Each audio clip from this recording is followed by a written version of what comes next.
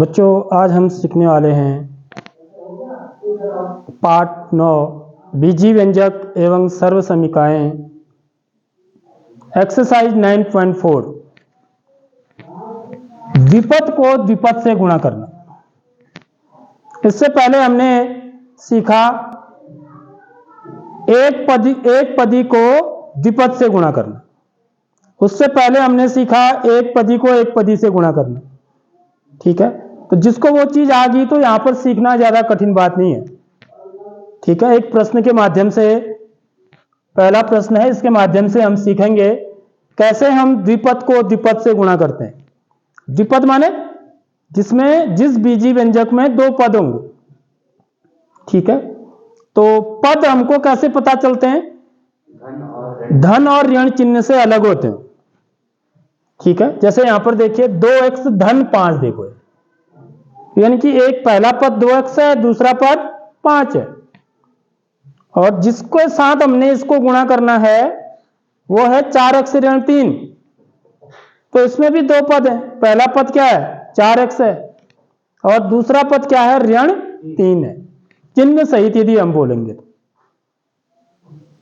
तो इसको कैसे गुणा किया जाता है? यदि बच्चा एक सवाल भी ध्यान से समझ देगा तो सारे सवाल कर लेगा। वो एक सवाल भी जो ध्यान से समझ लेगा, सीख लेगा, उसको सारे सवाल आ जाएंगे। तो देख लीजिए कैसे हल करते हैं। हम इसको कैसे लिखते हैं? सबसे पहले देखिए 2x धन 5 गुणा 4x ऋण 3। क्योंकि कोष्टक में लिखा हुआ है ना बच्चों, तो इसलिए बीच में आपको गुणा का चिन्ह लगाने की जरूरत नहीं है। चाहे तो आप लगा भी सकते हैं, यदि आपने नहीं भी लगा रखा है तो भी ये क्या समझा जाएगा? गुणा ही समझा जाएगा। समझ रहे हो बात? ये दो कोष्टक आ रहे हैं एक साथ और उनके बीच में कोई भी चिन्ह नहीं है, देखो।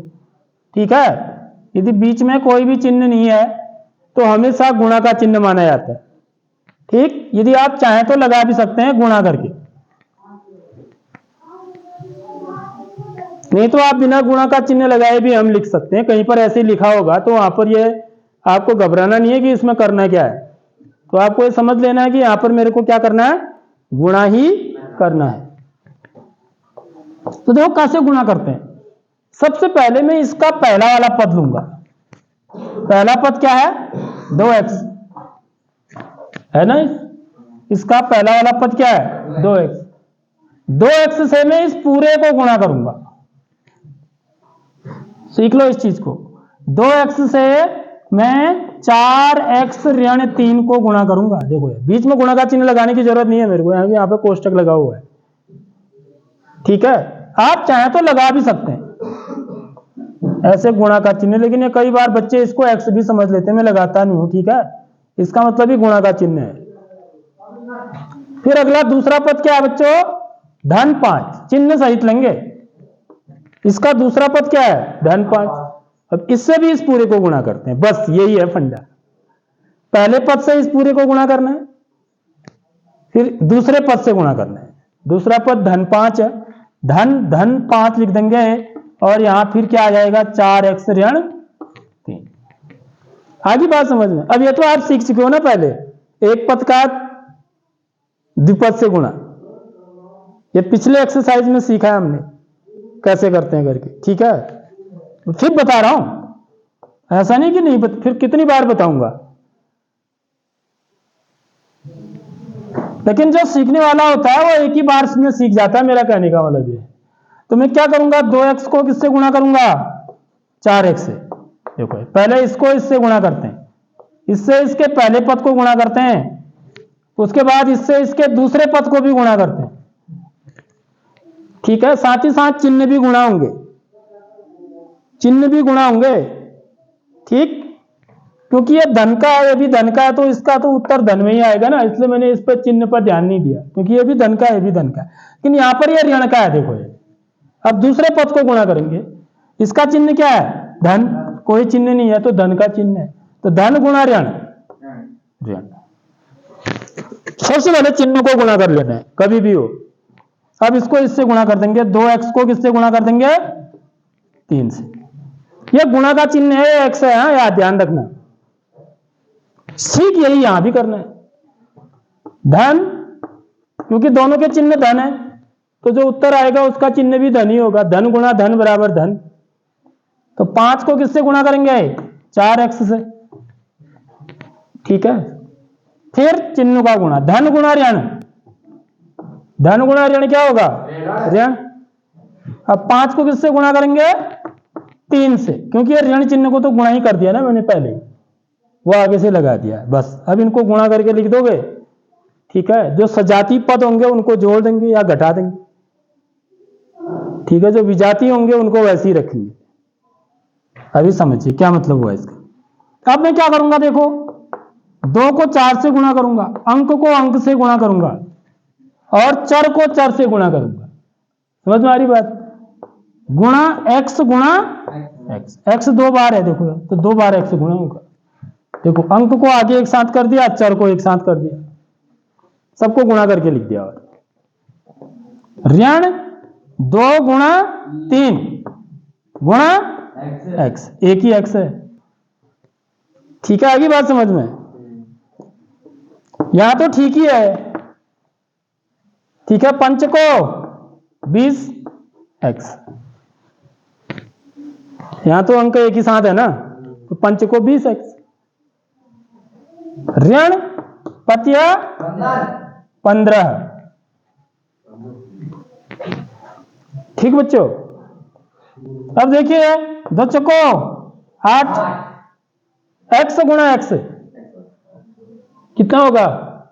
x गुणा x, x वर्ग होगा। x गुणा x कितनी बार बता चुका हूं मैं ये चीजों को, फिर हम भूल जाते हैं, क्योंकि इतने दिनों की छुट्टियों में हम पढ़ाई तो कुछ करते नहीं है घर में। तो भाई इसके आधार क्या है? समान है।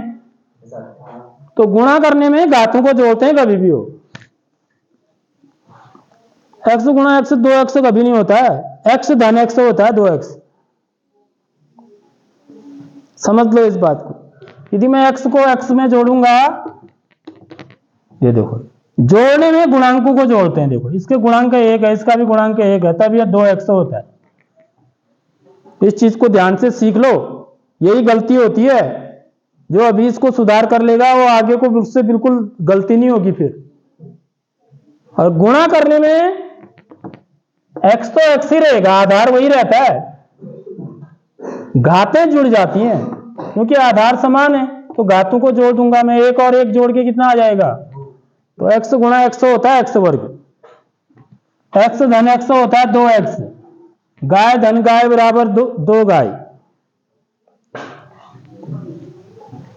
तो 4 दूनी 8 x वर्ग, ऋण 2 3 6x, धन 20 x, ऋण 15। ठीक है, आगे बात समझ में। अब इसमें मैं देखूंगा सजातीय पद कौन कौन से हैं। कोई बच्चा बता सकता है सजातीय पद कौन कौन से हैं इसमें? जल्दी बताओ। हाँ,